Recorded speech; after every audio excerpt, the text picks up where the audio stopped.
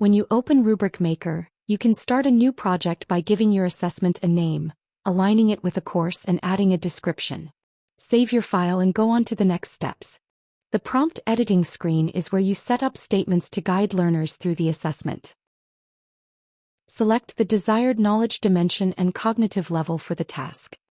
Then select a verb from the built-in verb list to guide your writing in the description box below. In the settings page, you can also manage the Bloom's taxonomy-based verb list.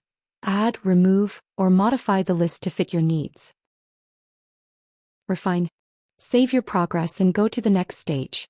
On the weight balancing screen, you can assign a relative value to the prompts you created in the prompt editing stage. Then for each prompt, add descriptors for performance levels. In settings, you can also edit the default performance levels values and descriptions. Once grading values are set up, save your progress and go on to the last step. You can preview your finished rubric in two ways.